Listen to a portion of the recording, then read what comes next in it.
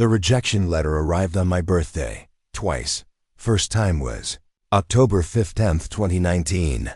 The envelope from Skyline Aviation Academy bore the familiar logo I'd dreamed about since I was 8 years old, watching planes soar overhead from my grandmother's backyard.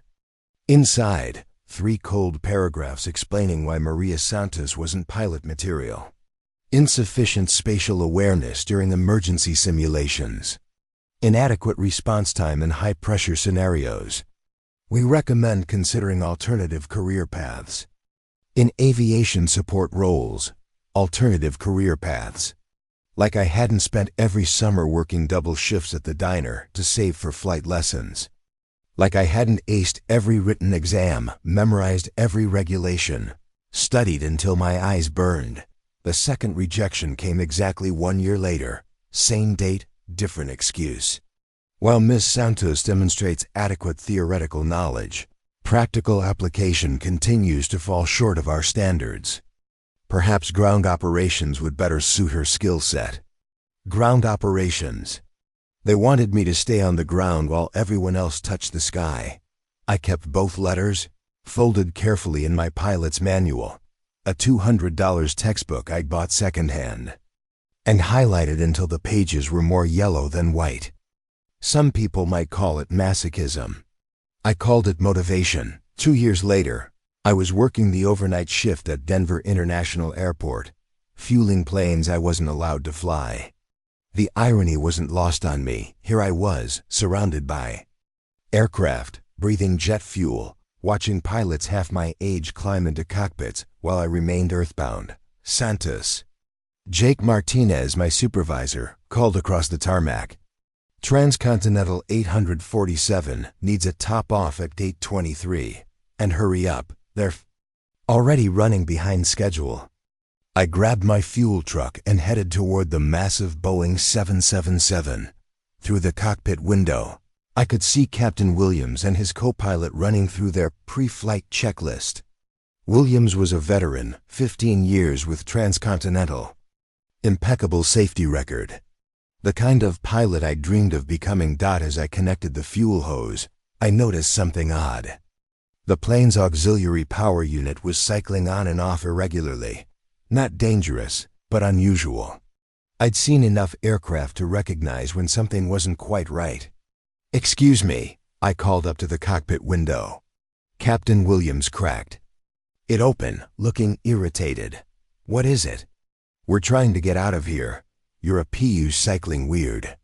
Might want to have maintenance take a look." He glanced at his instruments, then back at me. "Readings are normal. Thanks for the input, but we've got this handled." The dismissal was familiar. Just another ground crew member trying to play pilot. I finished fueling and watched TransContinental 847 taxi toward the runway, carrying 198 passengers and crew into the night sky. 20 minutes later, the emergency call came through. "Denver ground. This is TransContinental 847. We have multiple system failures. Captain is incapacitated. Requesting immediate emergency. Landing clearance." I was in the break room when the alarm bells started ringing. Through the windows, I could see the airport's emergency vehicles racing toward the runways. The emergency frequency crackled over the intercom. "Denver ground, 847. Co-pilot Henderson here. Captain Williams collapsed. Medical emergency." Also, showing hydraulic failures, electrical issues. "This bird is falling apart up here." My blood went cold. The APU irregularity I'd noticed, it hadn't been nothing. It had been the first domino in a cascade of system failures. "Roger, 847. Emergency vehicles are standing by. Can you maintain controlled flight?" "Barely. I'm not rated for this aircraft type in emergency conditions. I've got 200 souls on board, and I don't know if I can bring her down safely." Henderson was panicking. I could hear it in his voice, the edge of terror that every pilot dreads. He was young, relatively inexperienced, and facing the nightmare scenario every aviator fears. "Jake," I ran to my supervisor's office. I need to get to the control tower. Now. Santos, what the hell are you talking about? Your ground crew. I know that plane. I know those systems. Henderson's about to crash with 200 people on board. Jake looked at me like I'd lost my mind. You failed flight school, twice. I failed the practical exams. I never failed a systems test. I know that aircraft better than anyone in this airport. The radio crackled again. Henderson's voice was getting higher, more desperate. Denver ground, I can't control the descent rate. Hydraulics are gone. I need help. I pushed past Jake and ran for the control tower elevator. The security guard tried to stop me, but I flashed my airport ID and kept moving. By the time I reached the tower, air traffic control was in full emergency mode. Who the hell are you? The shift supervisor, Carol Reynolds, spun around as I burst through the door. Maria Santos, ground crew. I know that plane. I can help. This is a restricted area. Security, wait. The voice came from Tom Patterson, a controller I'd met during my brief stint in dispatch training. She actually does know aircraft systems, better than most pilots I've met. On the radar screen, TransContinental 847 was descending too fast. Its flight path erratic. Henderson's voice filled the tower. Denver ground, I've lost most instrumentation. Flying blind here. GPS is down, navigation is intermittent. I don't even know our exact position. Carol looked at me, then at the radar screen showing 200 lives in immediate danger. What do you suggest? I grabbed the radio microphone. TransContinental 847. This is Denver ground operations. Henderson, listen to me.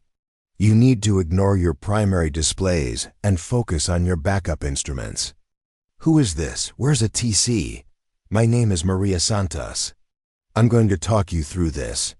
First thing, your hydraulic failure is cascading because your PU is feeding contaminated fluid through the system. You need to isolate the auxiliary. Hydraulic pump. I can't find the switch. The cockpit lighting failed. I closed my eyes, picturing the 777 cockpit from memory. Every switch, every indicator, every backup system. I'd studied these aircraft for years, memorized their layouts, understood their quirks. Overhead panel, third row back from the front. Left side, there's a white striped toggle switch labeled OHID. Flip it to off. Silence. Then, got it. Hydraulic pressure is stabilizing. Good. Now your electrical issues are because the main generator is cycling with the APU problems. You need to transfer to battery power temporarily while we sort this out. Battery power won't last long. It'll last long enough, trust me. For the next 30 minutes, I became Henderson's eyes and hands, while Carol coordinated with emergency vehicles and Tom cleared the airspace. I guided the co-pilot through one system failure after another. Every backup procedure, every emergency protocol, every trick I'd learned from manuals and online forums and endless hours of study. Maria, Henderson's voice was calmer now, more focused. I can see the runway lights. But I've got no flaps, no landing gear indicators. I don't know if the gear is down. I looked at Carol. We need a visual confirmation. Can you get a chase? Plane up? No time. He's on final approach.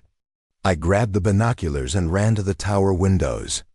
In the distance, the lights of TransContinental 847 were growing larger, descending toward runway 34R.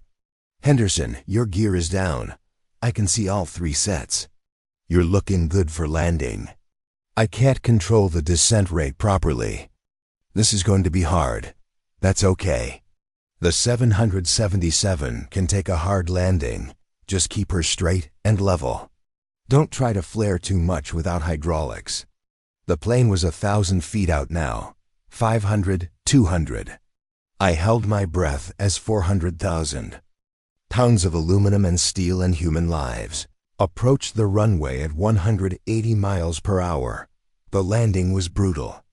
The plane hit hard, bounced twice, then settled onto the runway with sparks flying from the brakes, but it was down. It was safe. The tower erupted in cheers. Through the radio, I could hear Henderson's shaky voice. Denver ground, TransContinental. 847 is on the ground. All souls safe. And whoever Maria Santos is, she just saved 200 lives. Carol turned to me, her eyes wide. You failed flight school? Twice, I admitted. Turns out knowing how to fly and knowing what to do when everything goes wrong are two different skills. 3 months later, I received another letter. This time it wasn't a rejection. Captain Williams had survived his heart attack and personally recommended me for TransContinental's emergency pilot training program. The same company whose plane I'd helped save had created a new position, emergency systems specialist, designed specifically for someone with my unique combination of theoretical knowledge and crisis management skills. But the real validation came 6 months after that, when I finally earned my commercial pilot's license. Not through traditional flight school, but through TransContinental's accelerated program for exceptional candidates. Henderson, now a captain himself, was my check pilot for the final exam. You know, he said as we taxied back to the gate after my successful check ride, I looked up your flight school records. You want to know why you really failed those practical exams? I'd wondered about that for years. Why? Because flight schools teach you to fly perfectly in perfect conditions. But perfect conditions don't exist in the real world. You failed because you were trying to solve problems that weren't in the textbook, instead of just following the checklist. He was right.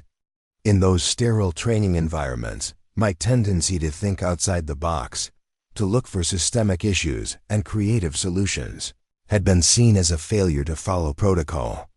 But in a real emergency, with real lives at stake, those same instincts had made all the difference.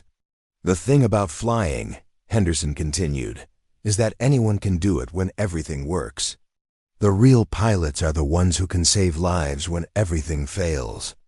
Today, I'm Captain Maria Santos, TransContinental Airlines.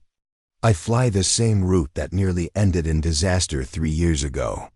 Sometimes I see ground crew workers fueling my plane, and I always take a moment to listen if they have concerns, because I learned something that flight school never taught me. Sometimes the people on the ground can see things that those in the cockpit cannot.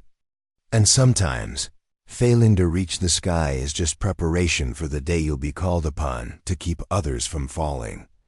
The rejection letters are still in my flight bag, tucked into my current pilot's manual. Not as reminders of failure, but as proof that the sky doesn't belong to those who never fall. It belongs to those who refuse to stay down. After all, the most important flights aren't the ones where everything goes perfectly. They're the ones where everything goes wrong, and someone steps up to make sure everyone gets home safely, even if that someone failed flight school twice. If you're enjoying these stories of resilience and redemption, consider subscribing. Sometimes, the most powerful journeys begin with the word no.